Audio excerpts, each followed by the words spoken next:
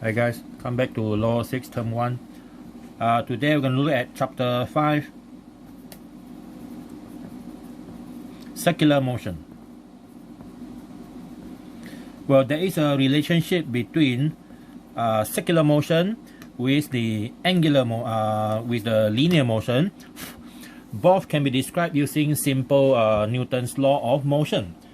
If you still remember the equation that we have for kinematic equation, which is this one, V equal to ut plus V equal to u plus at, V square equal to u square plus 2as, and two more, s equal to ut plus half at square, and the last one is this one, u plus v.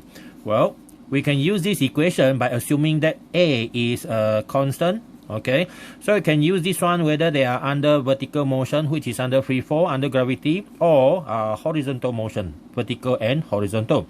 We can also apply the same kinematic equation here to circular motion. Okay, circular motion by changing the symbol that we use. For example, for the first one, okay, we can actually change this final velocity to become the final angular velocity, and initial will become omega I plus a. When you turn to circular or angular acceleration become alpha, and t of course is the same. So you see the format of the equation are actually quite the same. If I continue on, you're going to have something that looks like this. Alright, so there's no need to actually remember a new set of equation, okay, because there is just change of symbol. Theta is the angular displacement. So this one you're going to have omega I t plus half alpha t square, and the last one is theta equal to half omega I plus omega f times t. So this one is the kinematic equation but in circular motion. Alright, so there is nothing difficult about that, okay, except your mind had to bend a little bit lah. Okay, instead of linear motion, now you have to change to circular motion. Now the first thing about circular motion, of course, is the unit that we use in measuring them. Well, it's not a problem with a unit of whether they're difficult or not. It's a definition for 1 radian. Okay, normally when we measure angle,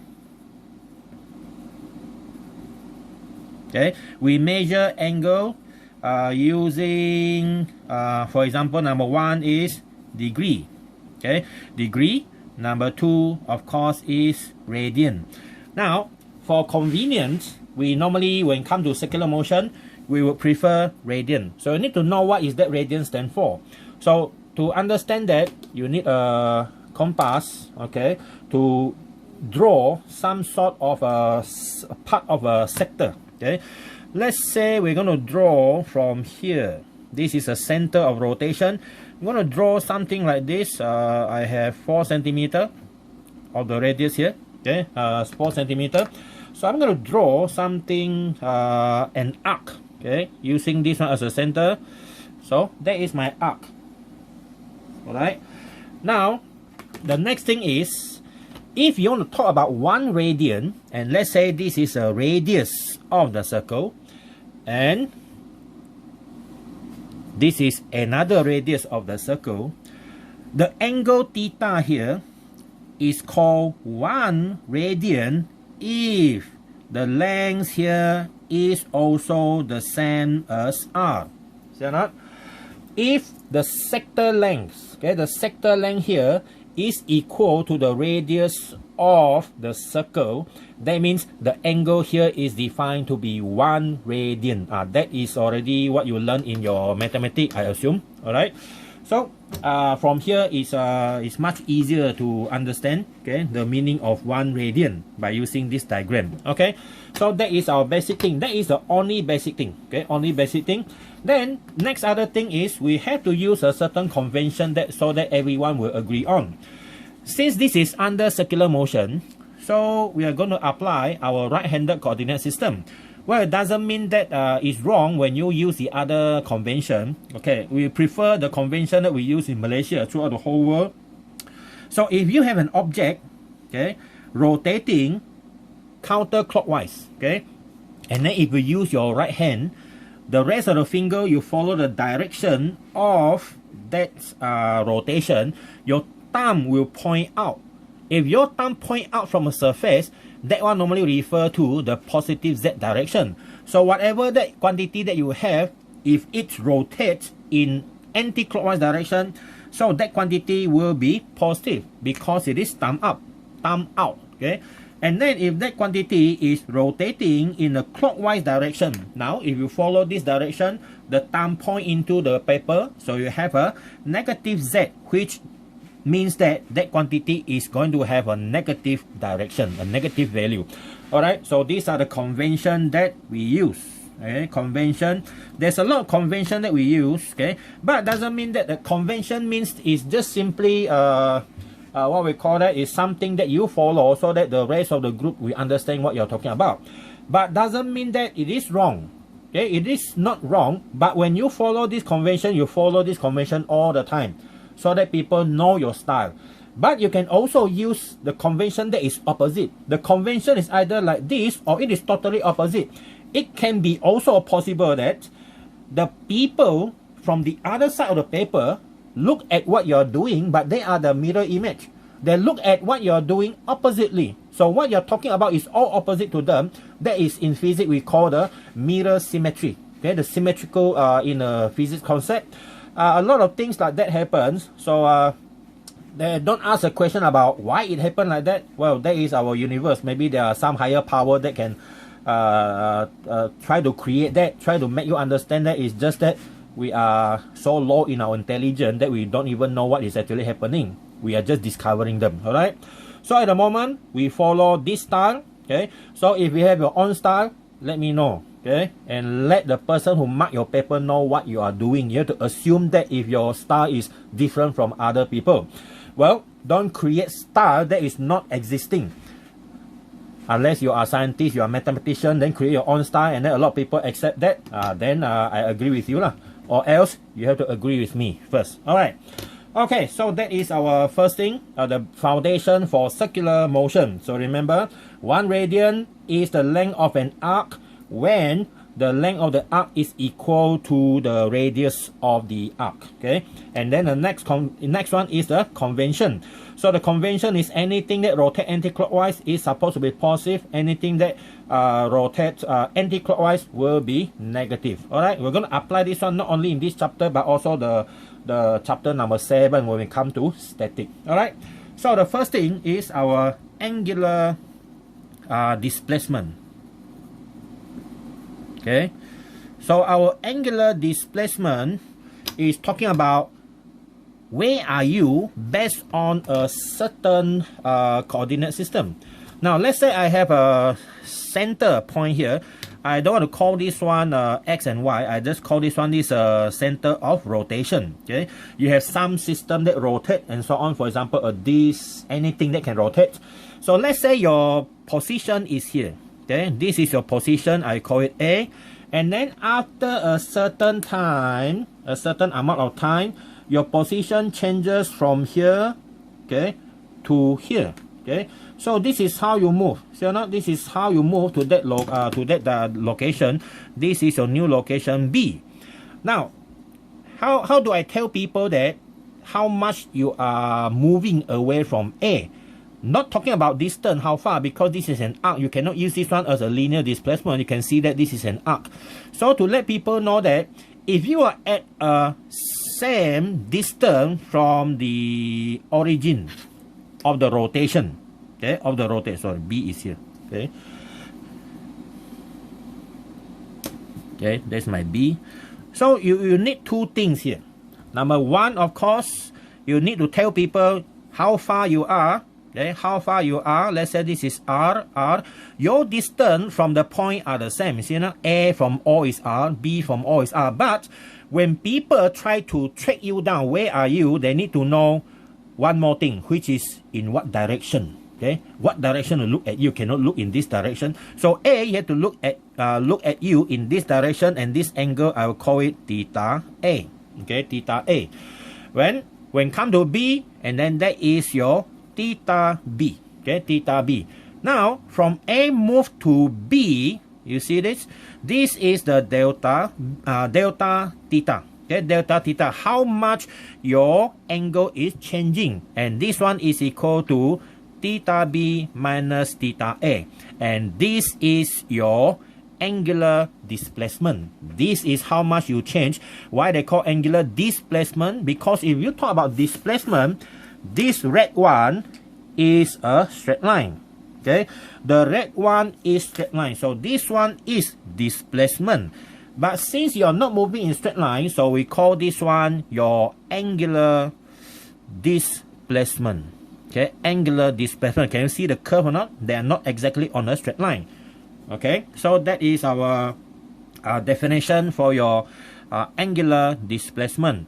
But normally we don't put in the delta there because it's understood that when we write theta, it means that your theta is changing from the final one minus the initial. Remember, when you have changes, it's always a final value minus the initial value. Okay. All right. Now, next one. Okay. Next one. We assume one more thing is that we assume when your object at point A move to point B, happen in a time of delta t. It happened in the time of delta t. That means it takes time for event to happen. From A, you move to B, it takes time delta t. From now, we can define the second thing, which we call the angular velocity. Okay, the symbol for our angular velocity is called omega. It's not W. This one is rounded. Your W is sharp. Angular displacement is theta, angular velocity is omega. Now, since you already understand the meaning of angular displacement, we have to define, okay? So, angular velocity is defined to be the rate of change of angular displacement. If you remember back your chapter number 2, which states that the velocity is defined to be the rate of change of displacement. So here you see, the only thing that is different is you add in one more word. That means angular, okay? So that means our omega is equal to delta theta divided by delta t.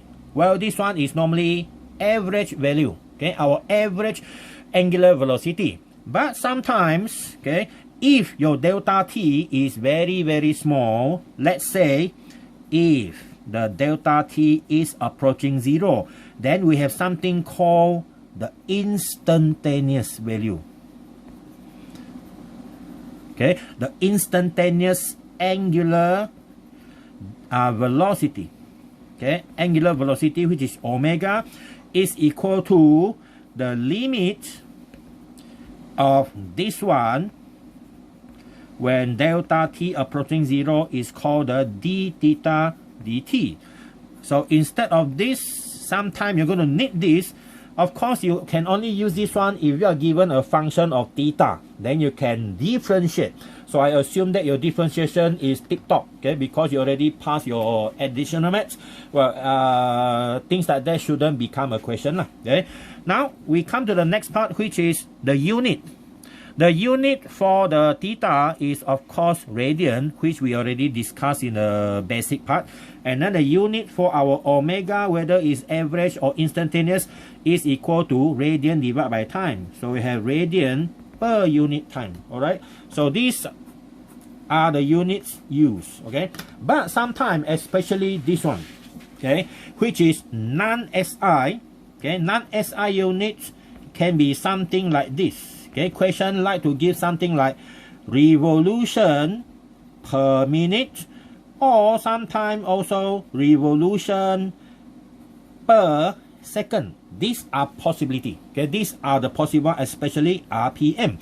RPM is very famous because if you look in your car, tachometer value is all in how many thousand RPM. That is how many revolution your engine is rotating per unit minutes, per minute. All right, so that is also you need to know how to change from RPM to radian per second. Revolution means 2 pi, okay, 2 pi. So we look at how we change the unit. changing units RPM to radian per second. Okay, example. Okay, example. Let's say you have 200 RPM. You want to change to how many radian per second? So we start with this. This is omega. So omega is 200 RPM, and we know that R means revolution. Okay, revolution per minute. Okay, per minute. And to change to radian per second, so that means your revolution is, this one is 1 revolution per 1 minute. Revolution is how many rotation? 1 rotation, right? 1 revolution is 1 rotation, which is equal to 2 pi radian. Okay, 2 pi radian, and divide by 6. 1 minute change to second is 60 seconds. Okay, so now we have answer already. You can actually divide this one or just leave it like that. We have now 200, 2 pi over 60, and this one is radian per second. Alright, so simplify this. You're going to get 200 times 2 pi, okay, and then divide by 60. So you're going to get 20.9 radian per second. Okay, 20.9 radian per second. Okay, so that is how we change the unit of revolution per minute to radian per second. Okay, just need to remember one thing. 1 revolution is 2 pi radian. Okay, it's understood lah. It's 360 degree. Alright, so that is our angular velocity. Next one. Okay, the next one is our angular what you call that? Angular acceleration, number C. Okay, so our angular acceleration, the angular acceleration symbol is alpha, which is quite related to A. Okay, alpha. So our angular acceleration is defined to be the rate of change of angular velocity. Okay, so that means averagely this one is delta omega over delta t, but for instantaneous value it will become d omega dt. But other than that, other than this formula, we also know that our omega is equal to d theta dt. So you are differentiating 2 times, so it becomes d2 theta dt2. See that?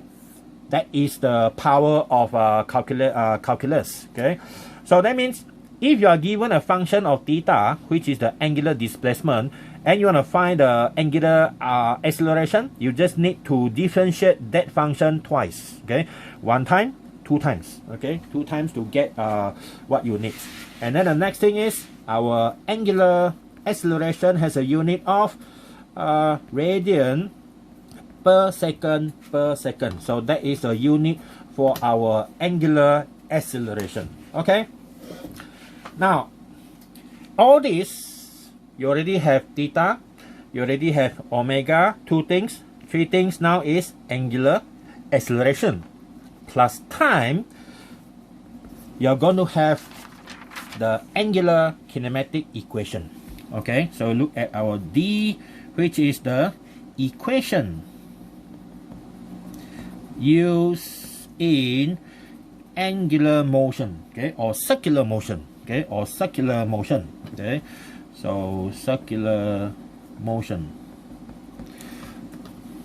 All right, so of course for linear motion, okay, for linear motion we have these 4 equations.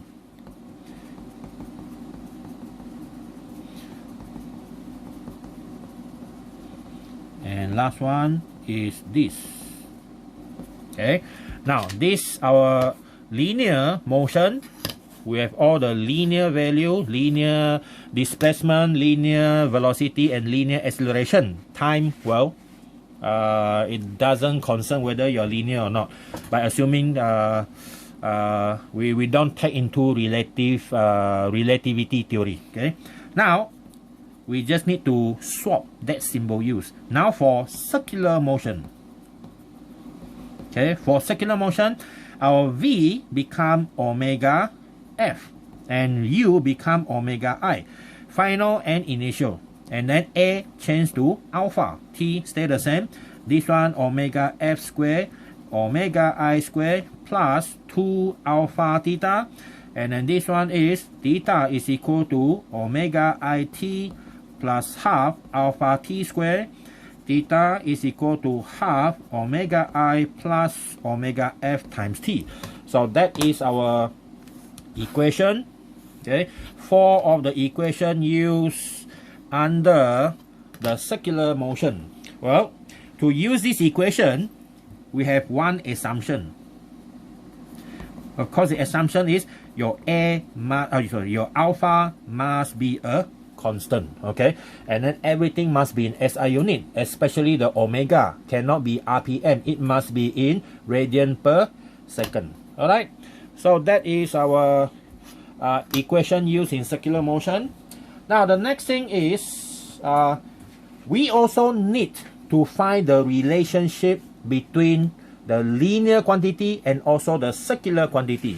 For example, the relationship, okay? The relationship between V and omega. The relationship between V and omega. Okay, where do we start this actually? Well, we start the relationship, of course, we start with the basic one. We know something like this. Theta is the angular displacement. So that means omega related to theta. And then our S is the linear displacement. Angular displacement, linear displacement is related to V.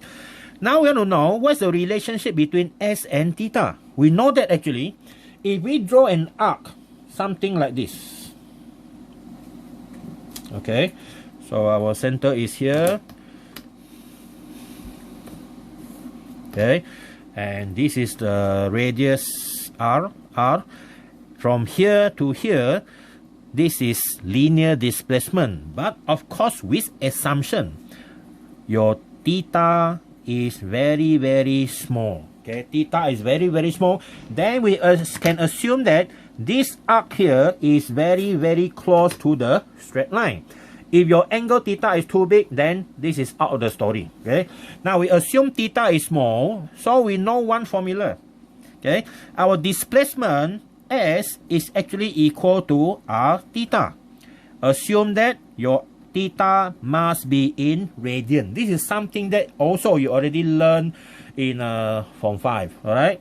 Now we already have the relationship between the S and the theta. Now we differentiate both sides with T. R is a constant, so now you only differentiate theta against T. Now, when you differentiate displacement against T, you get velocity, and this one you get angular velocity. So that is a relationship between them. Now, what if you differentiate that one further? If you differentiate that one further, you're going to get something else, which is the d omega dt. So what you get here is this one become linear acceleration, and then this is angular acceleration. Well, there's a beauty of the calculus. You can just doing this continuously, okay? But finally, because we already assume this one must be constant. So once this one constant differentiate, everything got 0. Okay, everything got 0. So that means that's the end of the differentiation. In physics, we normally go up to this level only. But this one is the most important one. This one, you're going to use this one all the time when it comes to circular motion. Okay, so that is the first part. Okay, there is our first part, and this is page number 2. Now, there is a relationship between the V and omega, and also the A and the alpha. So now the next thing is centripetal acceleration. That's our second part. Okay, our second part. Okay, this is our first part here. Our first part, and then our second part. This is 5.1. Now we come to 5.2. 5.2 is the centripetal acceleration. Okay, centripetal acceleration. Now, what's the meaning of centripetal? The word centripetal means towards the center of a rotation. So that means we need to draw a circle. So now let's say you have a circle like this. This is a center here. So I just draw part of the circle. Okay. And this is the center of the rotation O.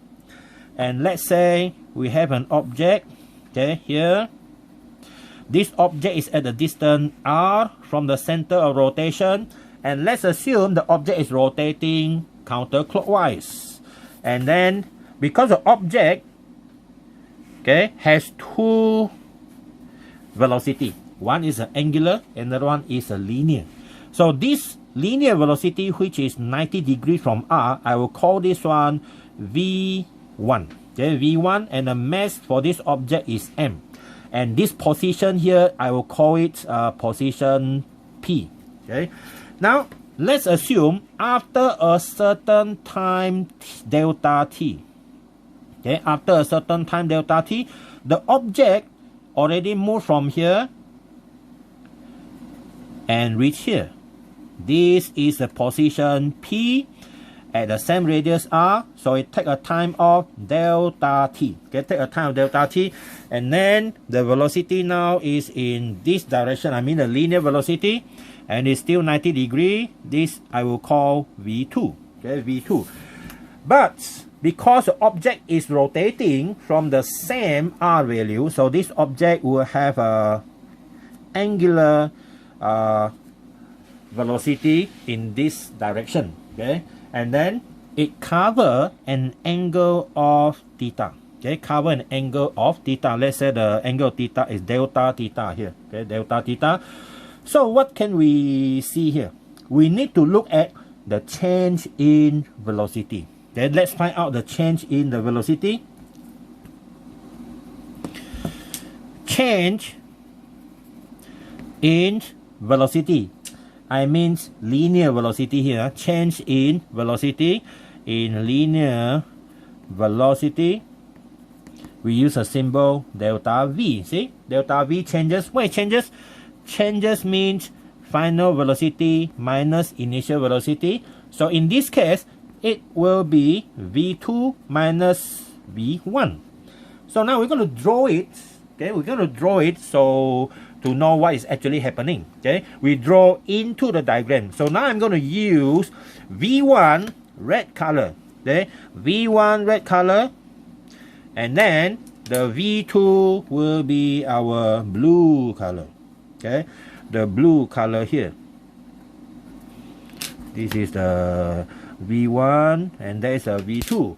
Now changes mean this one minus this one. How do you do the minus thing?